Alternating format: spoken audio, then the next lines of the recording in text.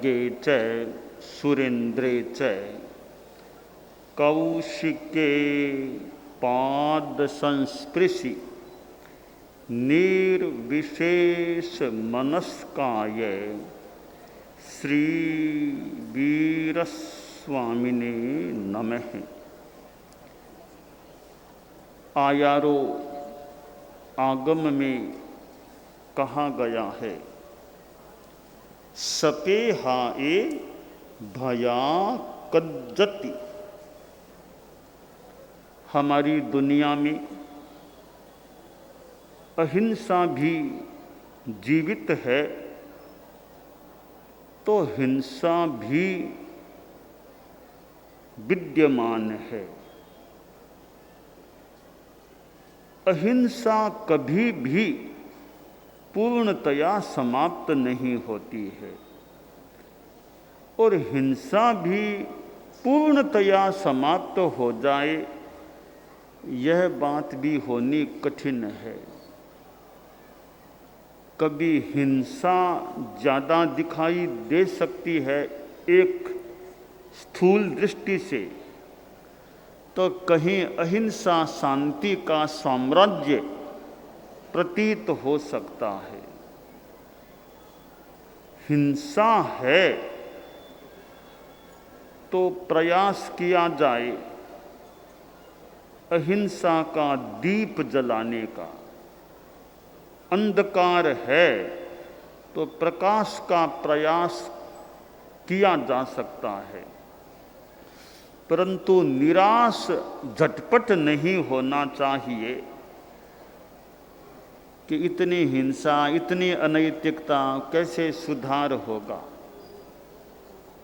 माना कि अंधकार है घना, माना कि अंधकार है घना, पर मेरे मित्र दीपक जलाना कब है मना, दीपक जलाना कब है मना। तो दीपक जलाने का प्रयास हो, अंधकार में भी हमारा काम चलता रहे।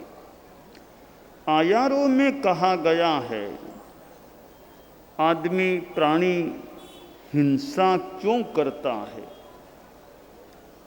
कोई व्यक्ति अपने चिंतन से, अपने विचार से हिंसा में प्रवृत्त हो सकता है, तो कोई व्यक्ति भय के कारण हिंसा में संलग्न हो सकता है।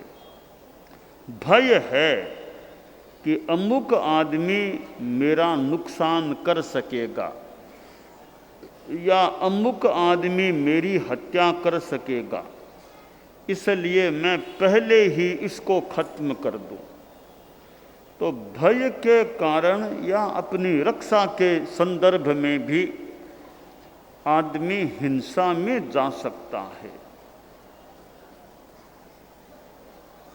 एक बार संत कार्यक्रम में बैठे थे, रात का समय था, कुछ बच्चे यों सामने बैठे थे।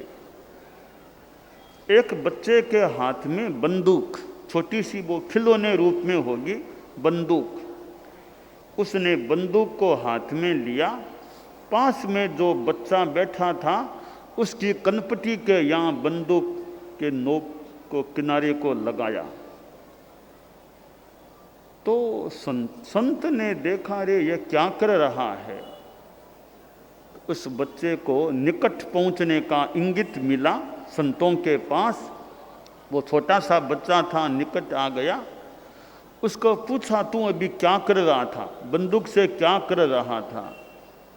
तो वह बोला, मैं इस बच्चे को शूट करूंगा। क्यों? इसने मुझको छेड़ा था, अब मैं इसको शूट करूंगा। होगी वो खिलौने के रूप में बंदूक, पर बच्चे ने अभिनय के रूप में शूट करने का मानो प्रयास कर लिया। अब यह हिंसा का मानो संस्कार है। बच्चों में भी हिंसा के संस्कार उद्भूत हो सकते हैं, उजागर हो सकते हैं। बच्चों में अच्छे संस्कार भी उभर सकते हैं। तो यह एक महत्वपूर्ण विषय है कि बाल पीढ़ी में ये गलत संस्कार कैसे क्षीणता को प्राप्त हों और अच्छे संस्कार कैसे उजागर हों। विद्यालयों में बच्चे पढ़ते हैं, विद्यालयों के माध्यम से भी बच्चों में अच्छे संस्कार दिए जा सकते हैं। परम पूज्य आचार्य श्री तुलसी के समय आचार्य श्री महाप्रज्ञ जी भी जुड़े हुए हैं। जीवन विज्ञान की बात सामने आई।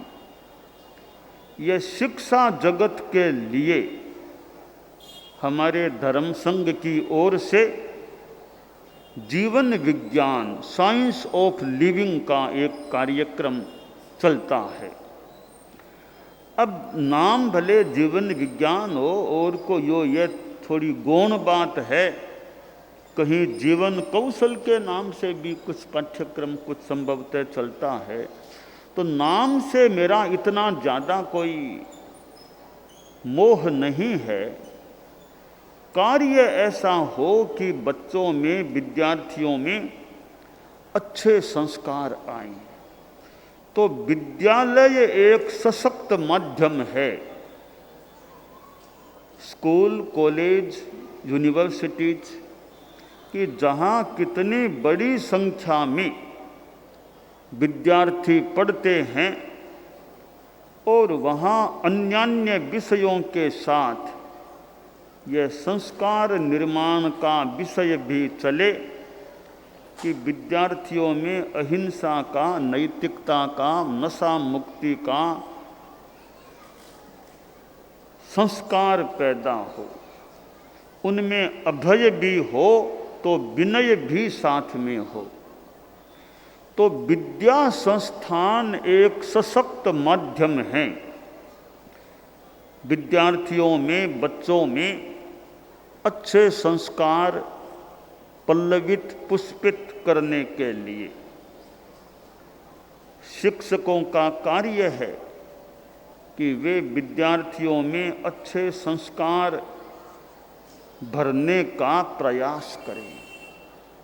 तो संस्कार निर्माण का एक सशक्त माध्यम बनता है शिक्षा संस्थान।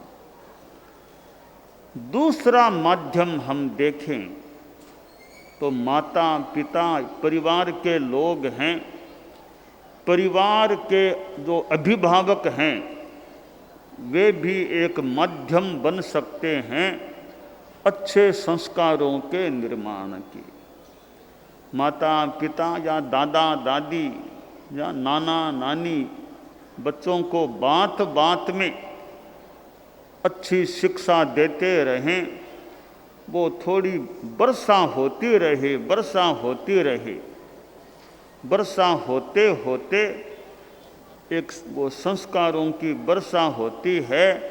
तो बच्चों में जैसे खेत में वर्षा होती है फिर बीज विकास करता है, तो ये शिक्षा की अभिभावकों द्वारा प्रशिक्षण की वर्षा होती है। उससे भी बच्चों में अच्छे संस्कार आ सकते हैं। यह दूसरा माध्यम है संस्कार निर्माण का। तीसरा माध्यम यह मीडिया है। टेलीविज़न, सोशल मीडिया आदि समाचार पत्र भी हैं। इनके माध्यम से भी कुछ अच्छे संस्कार आ सकते हैं। चौथा माध्यम बनता है धर्म संप्रदाय। धर्म संप्रदाय के द्वारा भी साधु संत साध्वियाँ अपने प्रवचनों से, भाषणों से, व्यक्तिगत बात से, क्लास से अच्छे संस्कार प्रदान कर सकते हैं। ये चार माध्यम संस्कार निर्माण के बन सकते हैं। शिक्षा संस्थान, परिवार, मीडिया और धर्म संप्रदाय। ज्ञानशाला एक धर्म संप्रदाय से जुड़ा हुआ उपक्रम है। कितने वर्षों से परम पूज्य गुरुदेव तुलसी के समय से संभवतः यह ज्ञानशाला का मानो बीज वपन हुआ। ऐसे पुराने जमाने में भी साधु सतियों के पास बच्चे सीखना करते होंगे, परंतु जो ज्ञानशाला का रूप सामने आया है वह संभवतः आचार्य श्री तुलसी के समय आया था। और आचार्य श्री महाप्रज्ञ जी के समय भी और आज भी वर्तमान में भी यह क्रम चल रहा है।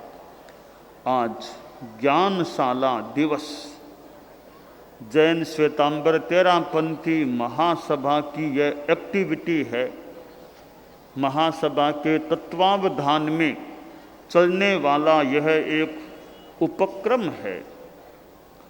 और फिर तेरापंथी सभाएं भी जुड़ी हुई हैं महासभा से, फिर सभाओं का मानव संबंध, और फिर और भी संस्थाएं इसमें सहयोगी के रूप में अपना योगदान देने वाली हो सकती हैं। यह ज्ञानशाला का उपक्रम जो बच्चों के लिए है, और इस उपक्रम ने विकास किया है। काफ़ी वेल मैनेज, अच्छा एक प्रबंधन, अच्छा तंत्र, और छोटे छोटे बच्चे, नो निहाल दूध मुँह से बच्चे, वे भी धार्मिक गतिविधि से जुड़ते हैं, प्रस्तुति करते हैं, और अनेक बार स्वागत कार्यक्रम जब होते हैं उनमें ज्ञानशाला का नाम भी काफ़ी यूँ मतलब एक और भी बोलते हैं ज्ञानशाला का कार्यक्रम, ज्ञानशाला का कार्यक्रम। और ज्ञानशाला के बच्चों ज्ञानार्थियों के द्वारा, कभी प्रशिक्षकों के द्वारा भी ये प्रस्तुति होती है, और बाद में अलग से एग्जीबिशन सी लगाए रखते हैं अपने कई उपक्रम। उनमें भी ज्ञान की कई बातें एक रोचक रूप में, कोई गेम के रूप में, कोई किसी रूप में, तत्व ज्ञान की ओर की बातें भी एग्जीबिशन के रूप में भी प्रस्तुत की जाती है। उनको भी फिर हम लोग कई बार देखते हैं, अवलोकन करते हैं, और बच्चे फिर उसकी व्याख्या कि यह बात ऐसे है, यह बात ऐसे है, नरक में यह स्वर्ग है, नरक है। और तो यह ज्ञानशाला का कार्यक्रम, और आज भाद्रव महीने का यह रविवार, और यह ज्ञानशाला दिवस के रूप में आज का दिन। और अभी हम सूरत में हम स्थित हैं, चतुर्मास हो रहा है, और ज्ञानशाला दिवस का आज का यह कार्यक्रम भी हो रहा है। और ज्ञानशाला ने अपनी प्रस्तुति की है, एक प्रकार की स्कूल जैसी यह लग रही है। ज्ञानशाला स्कूल ही होती है वैसे। और इतने बच्चे हैं, अब ये ज्ञानशाला से जुड़े हुए हैं, तो हो सकता है कई कुसंस्कारों से भी ये कुछ बचे रह सकते हैं। धार्मिक ज्ञान इन्हें मिलता है या मिलता रहे, और साथ में अच्छे संस्कार इनको प्राप्त होते रहें। यह ज्ञानशाला एक ऐसा सुंदर कार्यक्रम है कि कितने बच्चों को धर्म से जुड़ने का अवसर ज्ञानशाला के माध्यम से मिल रहा है। एक तरफ बच्चों का अपना मूल स्कूल का अध्ययन, और साथ में यह मानो एक्स्ट्रा रूप में ज्ञानशाला की स्कूल का उपक्रम। और बच्चों के लिए भी साधुवाद की बात होनी चाहिए, भी स्कूल का भी करे, होमवर्क भी करे, फिर ये इस स्कूल का भी अध्ययन करे। बहुत विशेष अच्छी बात है कि स्कूल में पढ़ने वाले बच्चे जिन पर होमवर्क भी कुछ हो सकता है, होता हो, उसको भी करना, और फिर यह ज्ञानशाला से भी जुड़े रहना, और कार्यक्रमों के लिए भी तो समय लगाना पड़ता होगा। और माता पिता को भी मानो साधुवाद मिलना चाहिए कि बच्चों को भेजते हैं, वे बच्चों को भी भेज रहे हैं ज्ञानशाला में। और समाज की संस्थाएं जो भी श्रम करके, तेरापंथी सभा जो भी बच्चों की इतनी व्यवस्था की जाती है ज्ञानशाला की, तो समाज सभा और भी कोई संस्थाएं साथ में जुड़ी हुई हों तो वे भी अपना योगदान देते हैं। वैसे मुख्य जिम्मा तो तेरापंथी महासभा सभा का ही संभवतः है। तो ये सूरत जैसा शहर, ऐसे शहरों में फिर इस तरह के ये कार्यक्रम और काफ़ी प्लानिंग के साथ मानो एक कार्यक्रम बनाया गया और कार्यक्रम की प्रस्तुति भी हो गई। और एक कार्यक्रम के लिए भी पूर्व में कितनी तैयारी करनी पड़ती होगी। तो ज्ञानशाला में जो प्रशिक्षण देने वाले हैं वे भी एक सेवा दे रहे हैं। अपने परिवार को भी उनको संभालना होता होगा, फिर यह ज्ञानशाला में अपना प्रशिक्षण देते हैं, एक टीचर के रूप में अपना योगदान देते हैं। इनको वेतन तो क्या मिलता होगा, स्कूल में पढ़ाए तो मान लो कोई वेतन भी मिल जाए, इस स्कूल में इनको कितना वेतन तेरापंथी सभा देती होगी। और बिना वेतन के यूँ अपना समय देना, श्रम करना, एक धार्मिक कार्यक्रम के संदर्भ में सेवा देना, तो यह धार्मिक सेवा अपने आप में अच्छी बात होती है। हमारे धर्मसंघ में अनेक गतिविधियां हैं। आज ज्ञानशाला के कार्यक्रम के माध्यम से पारमार्थिक शिक्षण संस्था भी सामने आ गई, प्रेक्षा ध्यान की बात भी, और भी कोई ऐसी बातें। तो एक ज्ञानशाला के कार्यक्रम में अनेक स्पर्श कर लिए गए। और किस प्रकार व्यवस्थित, जैसे स्कूल में 15 अगस्त 26 जनवरी को जो थोड़ा माहौल बनता है, वैसा माहौल ज्ञानशाला दिवस में मानो बन गया। ये स्कूल में रहने वाले बच्चे उस अभ्यास से थोड़े परिचित भी होंगे, और यहाँ भी थोड़ा वैसा सा ही मानो रूप सामने आ गया। पर इस रूप में धार्मिकता जुड़ी हुई है, संस्कार की बात जुड़ी हुई है। ये जो संकल्प की बातें थी, वो साधु आया मुनि रम्य कुमार वो आया कि ये लो, ये देखो आप, तो इसमें ये संकल्प भी दिए हुए हैं। तो यानी कार्यक्रम की रूपरेखा साथ में बच्चे बोल रहे थे संकल्पों को, तो इसमें वो लिखे हुए भी थे। अब भले ये बोलना कितना अंतर में गया हुआ हो, पर कम से कम बोलने से भी थोड़े एक संस्कार, और फिर इस संकल्प के साथ भावना पक्की जुड़ जाए, तो ये संकल्प एक संस्कार निर्माण करने वाले होते हैं। प्रतिज्ञा, संकल्प, नियम, त्याग, इन चीज़ों से अच्छे संस्कारों का निर्माण हो सकता है। तो यह एक नई पौध है, और बच्चे मानो एक भविष्य होते हैं, समाज का, देश का भविष्य होते हैं।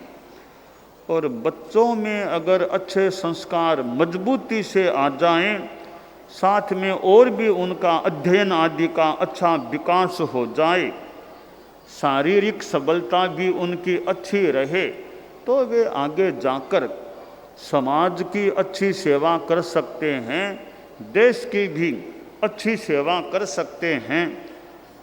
और उनमें आध्यात्मिक धार्मिक विकास भी हो सकता है। यह मंत्र दीक्षा होती है आषाढ़ी पूर्णिमा या उसके आसपास, उसमें भी बच्चे आते हैं। तेरापंथ युवक परिषद, जो अखिल भारतीय तेरापंथ युवक परिषद का एक कार्यक्रम मंत्र दीक्षा का, उसमें भी बच्चे आते हैं और बच्चों को कुछ संकल्प दिलाए जाते हैं। तो ये संकल्प बच्चों का अच्छा निर्माण करने में योगदायी बन सकते हैं। तो गुरुदेव तुलसी के समय संभवतः एक व्यवस्थित रूप में यह ज्ञानशाला का क्रम शुरू हुआ और बाद में संभवतः इसने आगे से आगे विकास किया है। उस समय प्रारंभ हुआ अच्छा कार्य, पर बाद में धीरे धीरे इतना व्यवस्थित प्रशिक्षण का क्रम प्रतीत हो रहा है कि एक एक ज्ञानशाला में कितने प्रशिक्षण देने वाले साथ में होते हैं और व्यवस्था तंत्र को संभालने वाले भी, क्योंकि दोनों पक्ष हैं। कोरा प्रशिक्षण पक्ष अच्छा है, तो व्यवस्था तंत्र का योगदान न हो तो थोड़ी असुविधा हो सकती है। तो इधर व्यवस्था तंत्र है, इधर प्रशिक्षण का तंत्र है, इधर अभिभावकों का भी मानो एक योगदान है। तो कई चीज़ें मिलती है, तब यह ज्ञानशाला का सुंदर रूप सामने आता है। तो माता पिता भी बच्चों में संस्कार देने का प्रयास करते रहें। माँ अपने बेटे राजकुमार, बेटा राजकुमार था, राजा का बेटा था, छोटा था, तो माँ ने कहा देखो हमारे देश का सिंहासन है, आज तुम्हारे पिताजी बैठे हैं और कभी तुम्हें भी इस पर बैठने का अवसर मिल सकता है, परंतु मेरी बात है अच्छे संस्कारों में तुम रहो तब तो सिंहासन पर बैठना ठीक है। अगर अच्छे संस्कारों से दूर रहो तो हमारे देश का सिंहासन भले उस पर तुम मत बैठना। अच्छे संस्कार वाला व्यक्ति इस सिंहासन पर आना चाहिए। बेटा बोला माँ मुझे सिंहासन की कोई आकांक्षा नहीं है, सिंहासन पर बैठूं न बैठूं कोई मुझे ज़्यादा कोई लालसा नहीं है, पर मैं ये वादा करता हूँ तुम्हारे पैर के हाथ लगाकर प्रणाम करके मैं सिंहासन पर तो बैठूं या न बैठूं इस देश का अच्छा नागरिक अवश्य बनूंगा। तो ये ज्ञानशाला के बच्चे संस्थाओं के अध्यक्ष बने न भी बने, पर तेरा पंथ के अच्छे श्रावक या साधु साध्वी अवश्य बनेंगे। यह बच्चों में भाव जगे कि और कोई पदों पर जाएं न जाएं, जा भी सकते हैं न भी जाएं, पर तेरा पंथ समाज के अच्छे श्रावक श्राविका या साधु साध्वी समणी कुछ जरूर अच्छे अवश्य बनेंगे। तो यह एक अच्छी खान है। इसमें से हमारे अनेक साधु साध्वियाँ जो बचपन में कभी ज्ञानशाला से जुड़े हुए थे और बाद में वे हमारे धर्म संघ में दीक्षित हो गए हैं। तो साध्वी वरिया भी पहले कभी ज्ञानशाला से जुड़ी हुई थी, जसोल में पहले ज्ञानशाला में थी और बाद में समणी साध्वी और फिर साध्वी वरिया तक पहुंच गई हैं। ऐसे और भी अनेक चारित्रात्माएं हो सकेंगे जो ज्ञानशाला से पहले कुछ प्रशिक्षित हुए हैं, वहाँ रहे हैं, फिर वे दीक्षित हो गए हैं। तो यह तेरापंथी महासभा की एक्टिविटी और फिर तेरापंथी सभा से जुड़ी हुई ज्ञानशाला की गतिविधि है। और सूरत की ज्ञानशाला, सूरत जैसा शहर और फिर आध्यात्मिक पर्यवेक्षक भी सूरत में ही विराजमान हैं, फिर कहना ही क्या। तो यह ज्ञानशाला दिवस जिसका एक अच्छा ये कार्यक्रम सामने आया है, थोड़ा बच्चों के लिए रुचिकर भी इस प्रकार का प्रारूप हो सकता है। तो ज्ञानशाला के माध्यम से ये अच्छे संस्कार, अच्छा तत्व बोध, ज्ञान बढ़ता रहे। प्रशिक्षण देने वाले अपनी सेवा देते रहें। व्यवस्था तंत्र का भी अपना एक योगदान कर्तव्य होता है। और तेरहपंथी सभाएं भी ज्ञानशाला के लिए जो ध्यान देती हैं, अपना जो भी नियोजन करना होता है नियोजन करती हैं। और ज्ञानशाला को जो जितना महत्व देना भी चाहिए और देती भी होंगी, संभवतः अपेक्षा हो तो और महत्व दें ज्ञानशाला को। और ज्ञानार्थियों की संख्या और जितनी बढ़ सके वो संख्या बढ़ने का प्रयास हो। और ज्ञानशालाओं की भी संख्या जितनी बढ़नी संभव हो, ज्ञानशालाओं की संख्या भी बढ़े। तो यह ज्ञानशाला दिवस भाद्रव महीना रविवार, और यह ज्ञानशाला खूब अच्छा विकास करते रहे और बच्चों के लिए यह वरदान साबित हो। मंगल काम।